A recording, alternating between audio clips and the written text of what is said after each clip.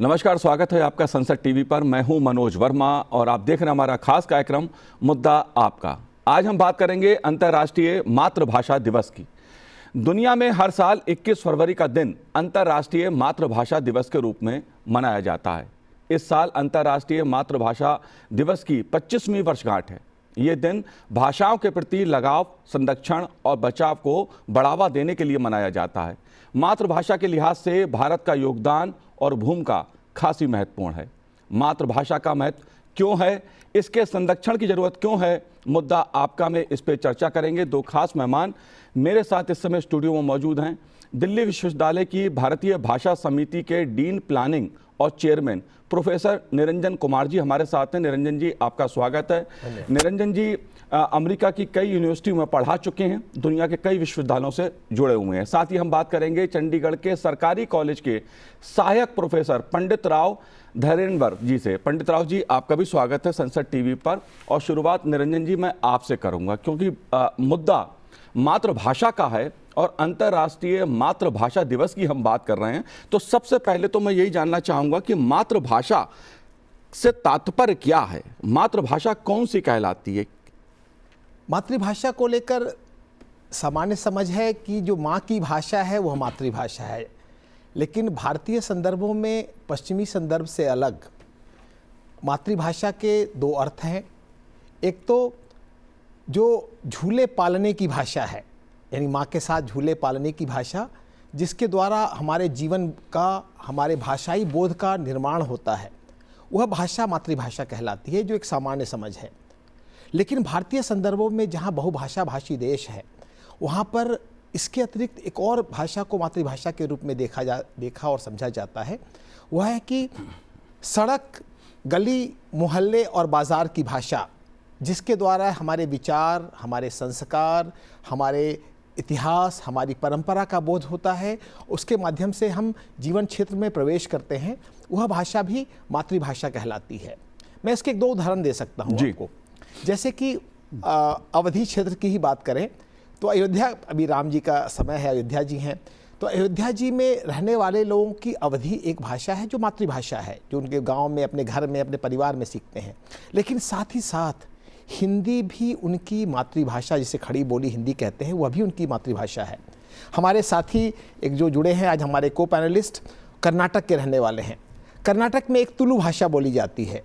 तुलु भाषा कुछ लोगों की भाषा है जो उनकी मातृभाषा है, लेकिन वही तुलु भाषी लोग भी जब व्यापक जीवन जगत में प्रवेश करते हैं तो कन्नड़ा भी बोलते हैं। तो ऐसे आपको मैं कई उदाहरण दे सकता हूँ भारत के संदर्भ में। धनबाद की बात करें झारखंड में, तो वहाँ पर आप देखें खोरठा भी लोग बोलते हैं और साथ ही साथ हिंदी भी बोलते हैं। यानी मातृभाषा को लेकर दोनों ही संकल्पनाएं हमारे देश में एक साथ चलती हैं, पश्चिम से अलग। जी निरंजन जी, पंडित राव जी, मैं आपसे भी समझना चाहूँगा, क्योंकि अगर भारत के संदर्भ में हम बात करें तो भारत में मातृभाषा को जीवन की आत्मा भी माना जाता है। बहुत से लोग इस बात को कहते हैं कि एक प्रकार से आत्मा है जीवन की जो मातृभाषा है। आप कैसे देखते हैं इस संदर्भ को, इस मुद्दे को? जी, बहुत सही बोला आपने। मातृभाषा एक आत्मा की एक भावना का साथ जुड़ा है। इसी भावना और आत्मा की संघर्ष की नतीजा है जो मातृभाषा का दिन पे मनाया जाता है। असल में सर, अगर आप इसका इतिहास देखोगे, ढाका में बंगला बोलने वाले लोगों को अधिकार नहीं दिया जा रहा था। वहाँ के यूनिवर्सिटी के स्टूडेंट्स लड़ के बांग्ला को दर्जा देना चाहिए बोल के बहुत सारे विद्यार्थियों ने लड़े और अधिकार हासिल किए और बांग्ला बोलने का अधिकार हासिल किए उस यूनिवर्सिटी में। और उस संघर्ष में बहुत सारे स्टूडेंट्स मर गए थे। उन्हीं का याद में इस भाषा को, मातृभाषा को सम्मान करते हुए ये दिन मनाया जाता है। और आप सही बोला, ये आत्मा और हमारा संस्कृति के साथ जुड़ा है। क्योंकि अगर आप इतिहास का पूरा देखोगे या हमारा संस्कृति या हमारा इतिहास साहित्य को देखोगे, वहाँ पे आपको जिक्र होगा, हर एक साहित्यकार अपनी मातृभाषा में लिखते हैं और प्रकट करते हैं। जी जी निरंजन जी, बात सही है बिल्कुल कि बांग्लादेश एक ऐसा देश है, अगर कहा जाए कि भाषा के आधार पर, जिसका एक प्रकार से अगर मैं कहूँ, उसमें भाषा एक बहुत बड़ा कारण थी बांग्लादेश के जन्म में। लेकिन उस पर चर्चा पे नहीं जाऊंगा, क्योंकि बात हम मातृभाषाओं पे कर रहे हैं और बांग्लादेश से हम समझ सकते हैं कि भाषा कितनी महत्वपूर्ण भूमिका निभाती है व्यक्ति के जीवन में। 25 साल हो चुके हैं अंतर्राष्ट्रीय मातृभाषा दिवस को मनाते हुए। ये 25 साल की जो यात्रा है अंतर्राष्ट्रीय स्तर पर, इसको आप कैसे देखते हैं?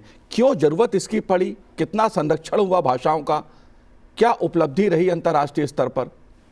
अंतर्राष्ट्रीय स्तर पर देखें तो एक पहली बार 1999 में मातृभाषा दिवस, अंतर्राष्ट्रीय मातृभाषा दिवस मनाया गया और 2008 में इसको फिर संयुक्त राष्ट्र में भी मान्यता मिल गई।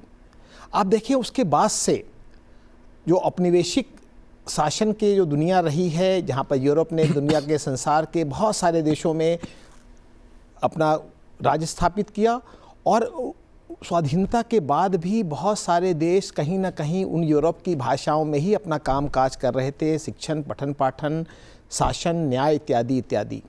उसके बाद से जब ये संयुक्त राष्ट्र ने इसको स्वीकार किया अंतर्राष्ट्रीय मातृभाषा दिवस के रूप में, तब क्या हुआ कि विभिन्न देशों में यह जागरूकता आई। भारत तो एक पुरानी सभ्यता संस्कृति का देश रहा है, तो हमारे यहाँ जागरूकता तो थी। ये अलग बात है कि शासन ने, सरकार नई जब स्वाधीनता के बाद जब सरकार बनी, उसने उस रूप में इतना ध्यान नहीं दिया, लेकिन फिर भी एक सुगबुगाहट शुरू हो गई थी और दुनिया के अन्य देशों में भी इस ढंग की सुगबुगाहट शुरू हुई और धीरे धीरे मातृभाषा की ओर लोग देश लौटना शुरू हुए। और मैं बताना चाहता हूँ कि यूनेस्को रिपोर्ट 2008 में यूनेस्को ने साफ साफ बताया कि बच्चों का जो कॉग्निटिव डेवलपमेंट होता है, संज्ञानात्मक ज्ञान और चीज़ों को समझने की जो जटिलता में समझना है, यह बोध मातृभाषा में सर्वाधिक होता है। क्योंकि उन्होंने कहा कि जो एजुकेशनल शिक्षण मनोविज्ञान के जो शोध हैं वह बताते हैं कि संज्ञान और संप्रेषण सबसे सहज और शीघ्र अपनी मातृभाषा में ही होता है। और यह बात यूनेस्को रिपोर्ट के आने के बाद से, मातृभाषा अंतर्राष्ट्रीय दिवस मनाने के बाद से संसार के विभिन्न देशों में फैलनी शुरू हुई। भारत सरकार ने भी हालांकि इसका नोटिस लिया था, लेकिन दुर्भाग्य से ऐसा बहुत ज़्यादा हम कर नहीं पाए। यह बहुत गौरव की बात है, बहुत प्रसन्नता की बात है कि राष्ट्रीय शिक्षा नीति 2020 ने इस मातृभाषा की भूमिका को बहुत महत्वपूर्ण समझा है, स्वीकारा है और राष्ट्रीय शिक्षा नीति में भी इसके बारे में कई सारे बिंदु हैं। पंडित राव जी, मैं आपसे भी जानना चाहूँगा, क्योंकि अंतर्राष्ट्रीय स्तर पर जब हम बात करते हैं मातृभाषाओं की, तो भाषाओं को लेकर अंतर्राष्ट्रीय स्तर पर भी कई सवाल, कई मुद्दे देखने को मिलते हैं। 25 साल से अंतर्राष्ट्रीय मातृभाषा दिवस मनाया जा रहा है। क्या जो भाषाएं हैं, मातृभाषाएं हैं या जो बोलियां हैं, उनको लेकर स्थिति क्या है अंतर्राष्ट्रीय स्तर पर? जी, बहुत सारे भाषाएं अपना अस्तित्व खो रहे सर, बहुत दुख की बात है। जैसे सिंधी, बहुत कम ही बोलने वाले रह गए। बहुत सारे भाषाओं का अस्तित्व को खतरा भी है, क्योंकि अंग्रेजी और विदेशी भाषा इतनी भारी पड़ रहे हैं, आप सोच भी नहीं सकते। हमारा लोग अपनी मातृभाषा में बच्चों को पढ़ाना छोड़ के अंग्रेजी माध्यम में पढ़ाने के लिए भेजते हैं, जिसके तहत बड़ी पद्धति पे हानि हमारा मातृभाषा में हो रहे हैं। और आपको ये बता दूं कि ख़ास तौर पे नॉर्थ इंडिया में जितना भी भाषाएं हैं, जैसे वो पहाड़ी भाषा हो, पंजाबी हो, चाहे वो अलग भाषा हो, उनकी अस्तित्व इतनी नीचे आ गए कि वहाँ पे लोग वो बोलने में भी शर्मिंदा महसूस करने का तक पहुँच गए। कहने का मतलब है कि हम इतना साल तक इस दिन को मनाते हैं, लेकिन साइड उस भाषा को भी बेकदरी, बेइज्जती करने का सिलसिला जारी है। इसलिए ये दिन बहुत महत्वपूर्ण बन जाता है लोगों का मन में मातृभाषा तरफ प्यार, मोहब्बत बढ़ाने का। जी निरंजन जी, आप अमेरिका के कई विश्वविद्यालय में, कॉलेज में, यूनिवर्सिटीज़ में पढ़ाते रहे हैं, पढ़ा चुके हैं। उसमें मैं आपसे जानना चाहूँ कि बात अंग्रेजी की भी आती है और मातृभाषा की भी हम बात कर रहे हैं, तो अंतर्राष्ट्रीय स्तर पे जो अंग्रेजी का प्रभाव है, क्या सही में वो इतना है जितना उसको लेकर चर्चा थी? कई देशों में मैं देखता हूँ अपनी ही भाषा में बात करते हैं, अपनी ही भाषा का प्रयोग करते हैं, चाहे कोई भी क्षेत्र हो। इस स्थिति को आप कैसे देखते हैं? अंतर्राष्ट्रीय स्तर पर देखें अगर इस बारे में कि अंग्रेजी के महत्व को मैं नकार नहीं रहा हूँ, अभी एक अंतर्राष्ट्रीय स्तर पर एक महत्वपूर्ण भाषा है, लेकिन अंग्रेजी क्या संसार की प्रगति, उन्नति या दुनिया के देशों की प्रगति का एकमात्र माध्यम है?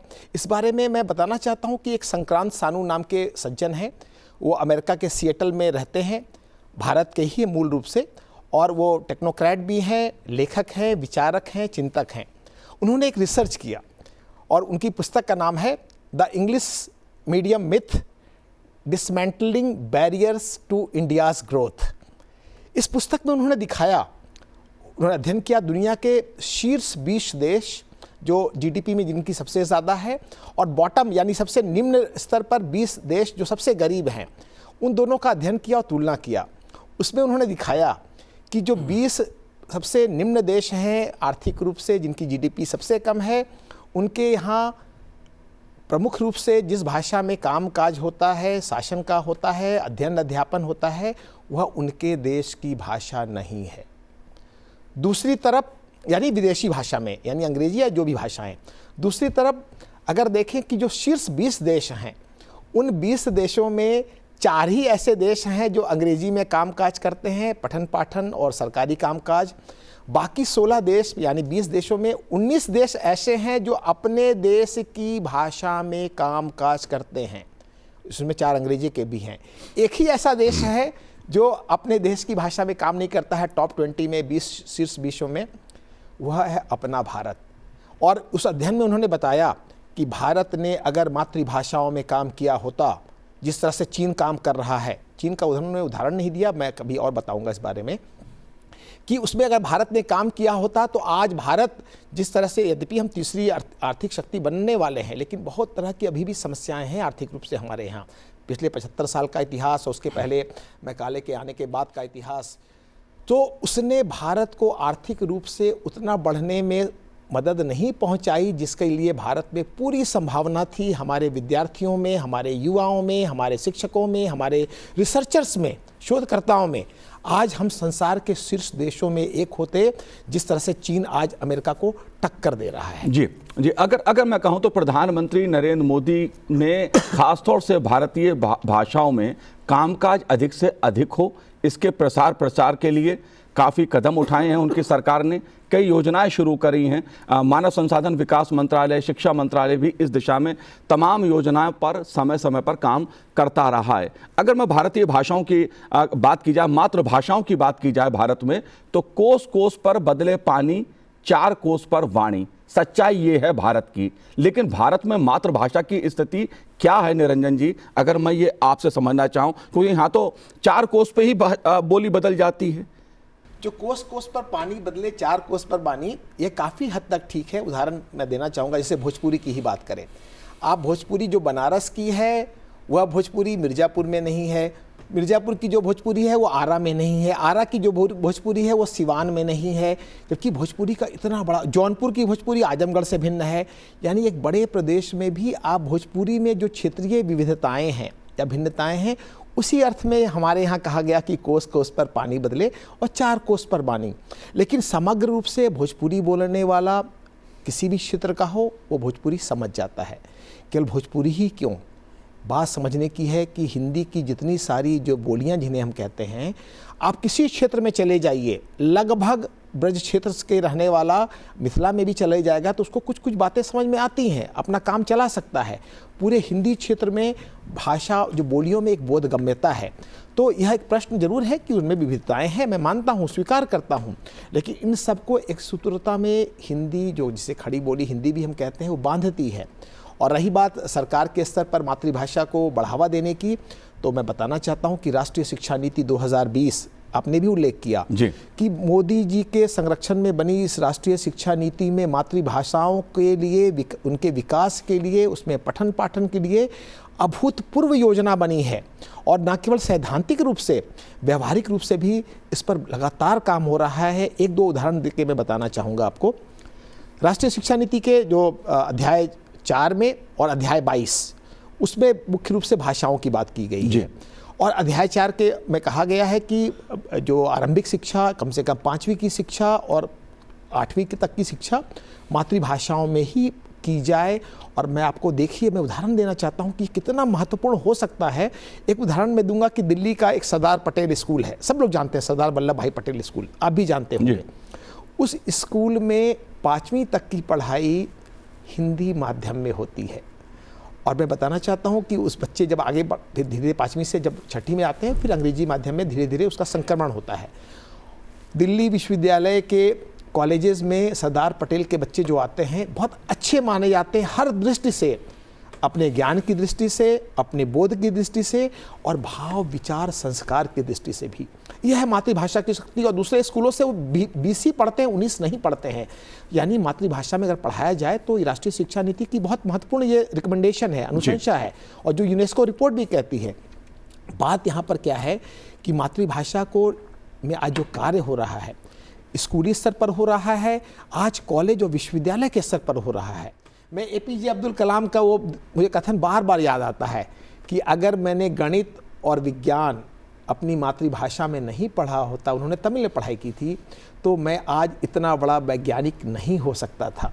और इसी बात को समझते हुए, स्वीकार करते हुए हमारे देश के शिक्षा मंत्रालय ने लगातार उच्च स्तर पर शिक्षण सामग्री का निर्माण कर रहा है, ना केवल सामाजिक विज्ञानों में या मानविकी यानी इतिहास, हिंदी, राजनीति शास्त्र इत्यादि इत्यादि, बल्कि इंजीनियरिंग और मेडिकल की पढ़ाई के लिए भी सामग्री तैयार हो रही है। मैं बताना चाहूँगा कि स्वयं एक प्लेटफॉर्म है राष्ट्रीय शिक्षा नीति का, राष्ट्रीय शिक्षा भारत के शिक्षा मंत्रालय का, उसमें इंजीनियरिंग के पाठ्यक्रमों का 11 भाषाओं में अनुवाद हो रहा है। और उसके अनुवाद के बारे में मैं इसलिए बता सकता हूं कि उसका अनुवाद का मूल्यांकन मेरे ही द्वारा, मेरी एक समिति बनी थी, उस समिति का मैं अध्यक्ष था, उसने मूल्यांकन किया है। यानी एक अच्छा कार्य सरकार के द्वारा हो रहा है। और इस बात को हम ऐसे नहीं समझ सकते कि इसका फल आपको, आज आपने काम किया, इसका फल 2 दिन में मिल जाएगा या 1 साल में मिल जाएगा।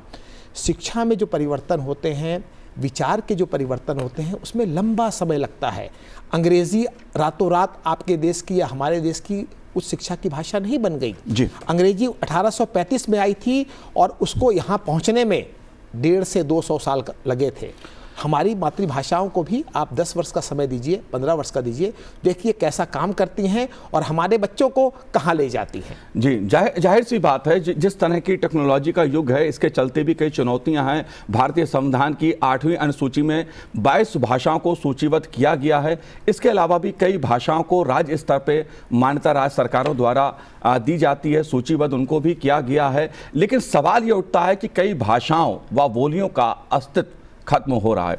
पंडित राव जी, ये विषय मैं आपसे जानना चाहूँगा। कई बार ये सवाल एक उभरता है, ठीक है, हिंदी है, उर्दू है, अंग्रेजी है, तमाम ऐसी जो भाषाएं हैं, 22 जो संवैधानिक भाषाएं हमारी हैं जो सूचीबद्ध हैं, उनका प्रचार प्रसार है, लोग अधिक से अधिक उपयोग करते हैं। लेकिन जो आम बोलचाल में बोलने वाली भाषाएं हैं, जो मातृभाषाएं हैं, उनका कई भाषाओं का अस्तित्व संकट में है या विलुप्त हो गई हैं, ऐसा भी माना जाता है। इस पहलू को आप कैसे देखते हैं?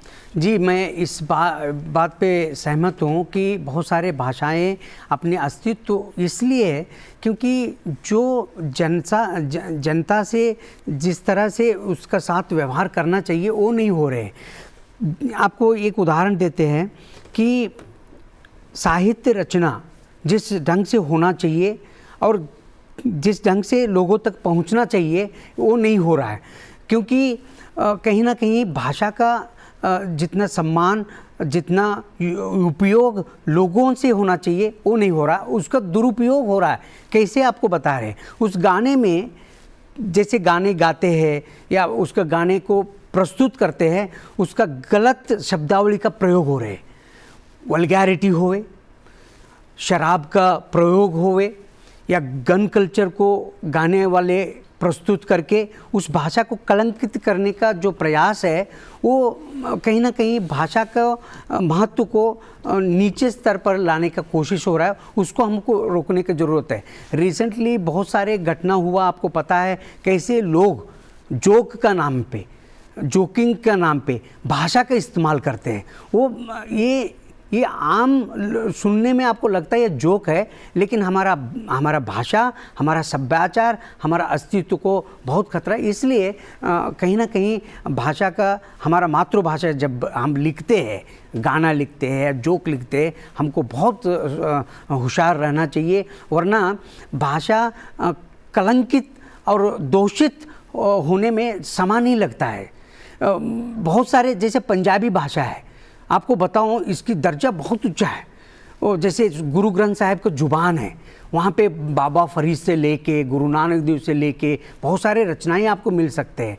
लेकिन उसी भाषा में अगर आप गलत गाने, गलत शब्दावली का गाने सबसे ज़्यादा बोले जाता है।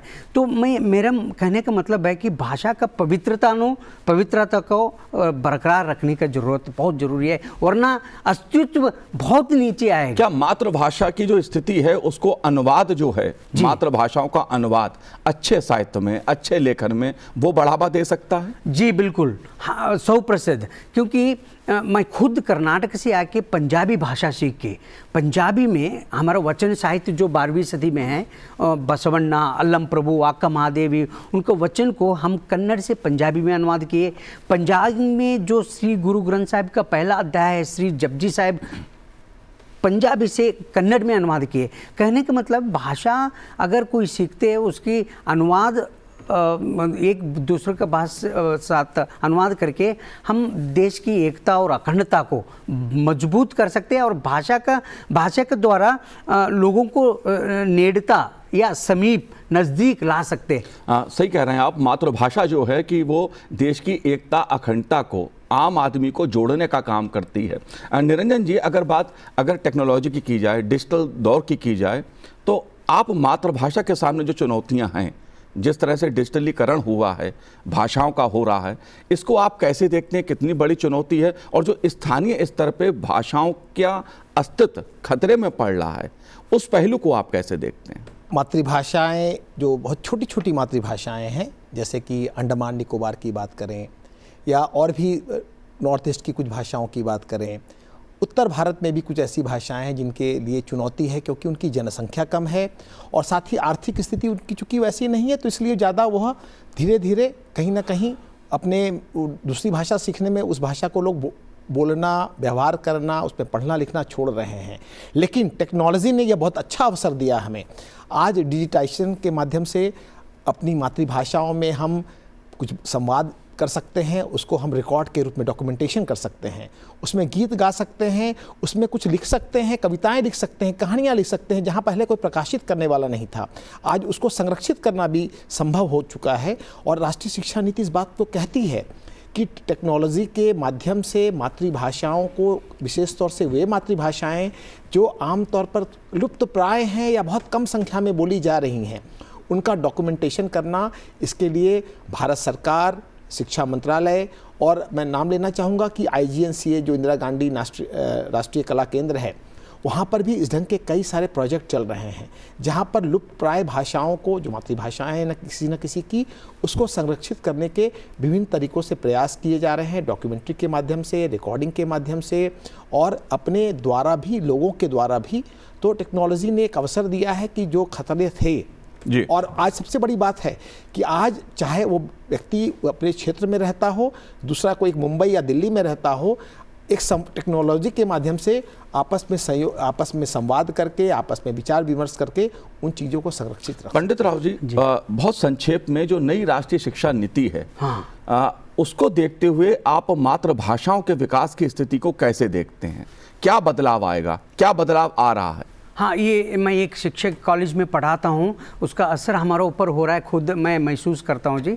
UGC का जो गाइडलाइंस हमको बार बार आते हैं, बहुत बड़ा लेवल पे UGC काम कर रहा है। जैसे हमको आता है कि बच्चों को कॉलेज में उनकी भाषा में पढ़ाया जाए, उनकी टेक्स्ट बुक को उनकी भाषा में अनुवाद किया जाए, ताकि बच्चे सब्जेक्ट को समझे। मुझे लगता है नेशनल एजुकेशन पॉलिसी का असर, जैसे सर ने बोला, इसका असर आज नहीं तो कल या 5 साल तो 10 साल बहुत बड़ा परिवर्तन आएगा। इसी शुभकामना हम आशा इच्छा रख सकते हैं। जी बिल्कुल, मातृभाषा जो अंतर्राष्ट्रीय दिवस है उसका भी मकसद यही है कि जो मातृभाषाएं हैं उनका संरक्षण हो, उनका संवर्धन हो, उनको बढ़ावा मिले। जाहिर सी बात है एक महत्वपूर्ण मुद्दा है और उस पर लंबी चर्चा हो सकती है, लेकिन समय की अपनी सीमा है। आप दोनों ने संसद टीवी से बात की, बहुत बहुत शुक्रिया, बहुत बहुत धन्यवाद हमसे बात करने के लिए। तो आज इस कार्यक्रम में इतना ही, मुझे दीजिए आज्ञा, नमस्कार।